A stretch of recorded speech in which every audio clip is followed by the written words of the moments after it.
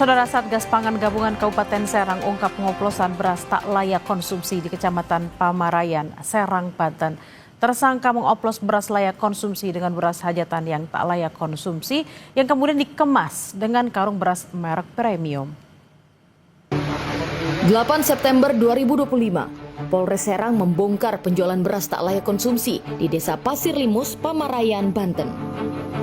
Pemilik pabrik penggilingan padi berinisial SU ditetapkan sebagai tersangka. Kasus ini terungkap dari sidak Satgas Pangan Gabungan Kabupaten Serang di Desa Pasir Limus, Kecamatan Pamarayan. Satgas Pangan menemukan indikasi kecurangan karena tersangka membeli beras sisa hajatan berkualitas buruk dari warga. Beras hajatan adalah beras yang warga Pasir Limus sumbangkan untuk pemilik hajatan. Dari hasil sidak tersebut, kami menemukan kecurangan atau indikasi tindak pidana, di mana beras-beras yang berasal dari beberapa masyarakat yang diduga tidak layak konsumsi, dilakukan pengoplosan atau penggilingan atau produksi ulang, terus setelah itu dikemas dalam bentuk beberapa merek yang kemasan premium. Dalam modusnya, tersangka memproses beras hajatan untuk menghilangkan kotoran, lalu mengemasnya dengan karung beras merek premium. SU ini membeli beras-beras yang ada di masyarakat. Kalau kami di Kabupaten Serang ini beras hajat, di mana setelah beras hajat ini dibeli, dicampur, terus dilakukan penggilingan karena yang bersangkutan ini punya penggilingan, digiling sedemikian rupa sampai dengan benar-benar bersih segala macam dan dikemas dalam merek lain. Setelah itu yang bersangkutan menjual karena kebetulan juga yang tersangka ini mempunyai toko beras, menjual dengan kemasan dengan harga medium maupun premium. Hasil laboratorium mengungkap beras yang dijual tersangka bisa menyebabkan gangguan kesehatan. Cuma dari hasil lab ini menjelaskan bahwa beras ini mengandung jamur dan bakteri yang bisa menyebabkan kesehatan terganggu. Dari penyidikan polisi, tersangka mendapatkan keuntungan hingga Rp5.000 per kilogram dari penjualan beras oplosan tak layak konsumsi. Masyarakat itu menjual Rp8.000 per kilo, di mana setelah dia kemas segala macam dia bisa menjual itu 12 sampai 13.500 per kilo. Disitulah mereka yang bersangkutan ini tergiur terhadap keuntungan tersebut. Di lain sisi juga banyak masyarakat ini yang datang ke dia untuk menjual berasnya sehingga dia juga ada peluang untuk melakukan pengoplosan tersebut.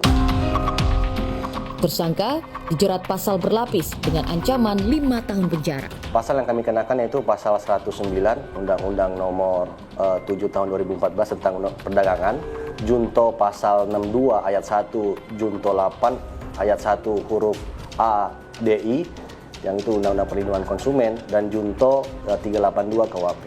Dengan ancaman hukuman 5 tahun penjara dengan denda maksimal 5 miliar. Saudara, saat ini saya bersama dengan Kanit Reskrim Polres Serang yang akan menunjukkan kepada kita semua bagaimana bentuk dari beras oplosan yang diproduksi oleh pelaku. Ya, jadi ini beberapa barang bukti yang kita sita dan untuk uji sampel kita uji lab dan ditemukan bahwa beras yang kita uji ini banyak bakterinya dan banyak jamurnya. Dan untuk bisa kita lihat sendiri, ciri-ciri beras yang dioplos itu ya ada berwarna kuning, lalu banyak cacahannya, jadi tidak bersih seperti beras pada umumnya. Nah, saudara, ini memang bisa terlihat ya dari berasnya itu sendiri yang memang diproduksi oleh tersangka. Ini masih terlihat beberapa warna yang kuning, lalu ada batu, dan bahkan ada beberapa dan banyak kutu yang memang ada di beras ini. Kita akan bersama-sama melihat bagaimana situasi di gudang tempat produksi dari beras oplosan tersebut.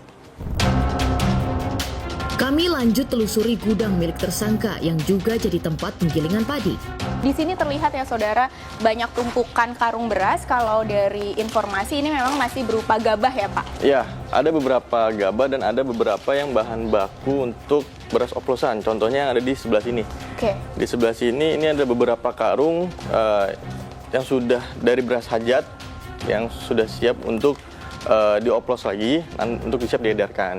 Dan ini sudah termasuk merek-merek yang dipakai oleh saudara SU yang sudah ada merek premiumnya dengan harga premium.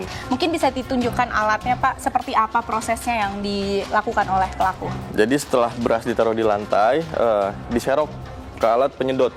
Nanti setelah disedot ke atas melalui alat ini, dan sedikit hilang debunya dan kutu-kutunya melalui mesin ini. Nanti setelah ditampung, dimasukkan ke karung dan ditimbang seberat 25 kilo.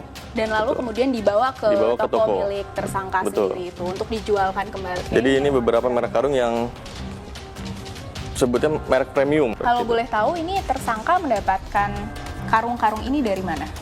Dari tempat pengumpulan karung yang berada di wilayah Kabupaten Serang.